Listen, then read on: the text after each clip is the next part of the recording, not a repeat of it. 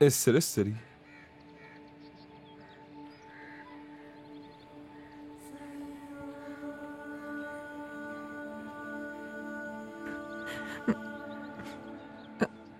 جمال هیچ وقت پامو تو این اداره ها نذاشته بودم.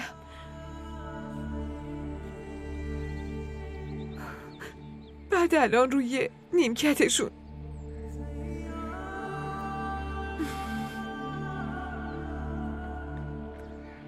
هیچ وقت فکرشم نمی کردم تو زندگیم به همچین جایی برسم.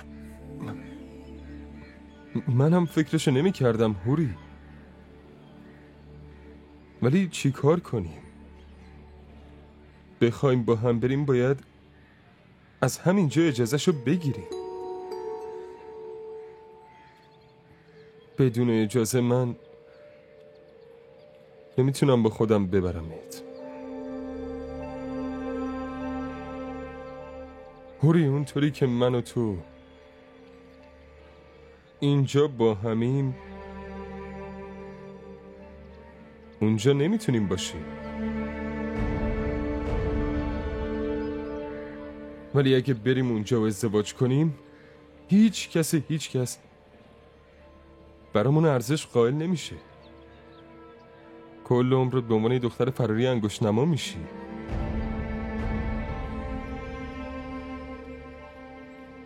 هنوز وقت هست هوری. یه بار دیگه فکر کن. جمال چرا هی بهم میگی فکر کن؟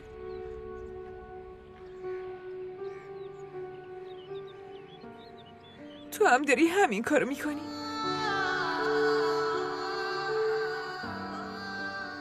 برای چی باید فکر کنم؟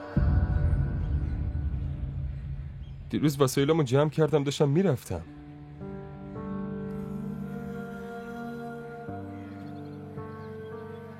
الان دست تو رو گرفتم و میرم. دیگه چی میخوام؟ فقط نمیخوام به اجبار باشه و هیچ دختری با میل قلبی نمیاد روی نیمکت بشینی.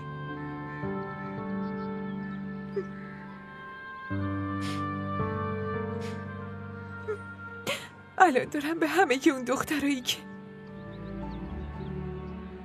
داستانشون رو توی روزنامه ها میخوندم فکر میکنم. به اون دخترایی که فرار کردن و ازدواج کردن. راستش جمال من همیشه این کارو بد میدونستم. فکر میکردم آخه مگه میشه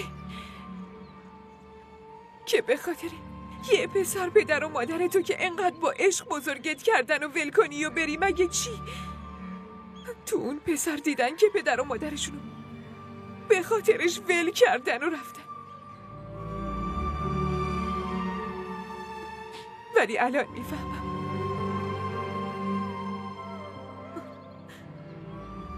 دختر و پدر و مادرشونو ول نمی کنن.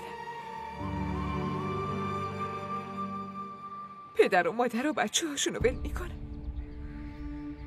اینقدر تنهاشون میذارن که مجبور میشن با یه نفر سومی فرار کنن و برن. جمال، مدرک حاضرن. شما 2 نفر باید با هم برید پیش قاضی.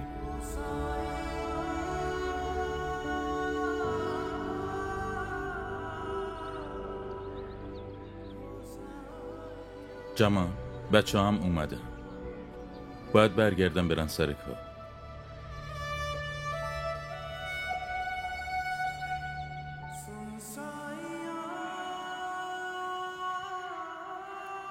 اونجا تو رستوران هم کسی نیست. همه اینجا.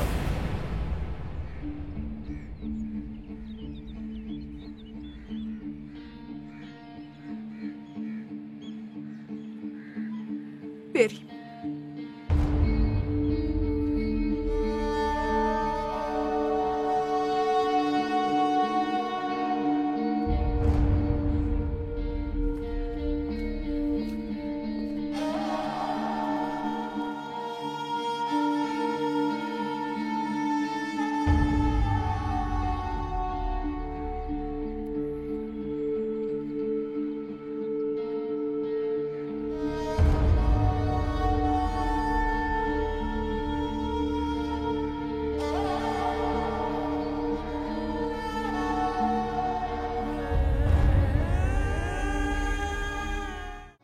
این ویدیو رو لایک کنید، کانالمون رو سابسکرایب کنید تا از سریال های جدیدمون هم آگاه باشید.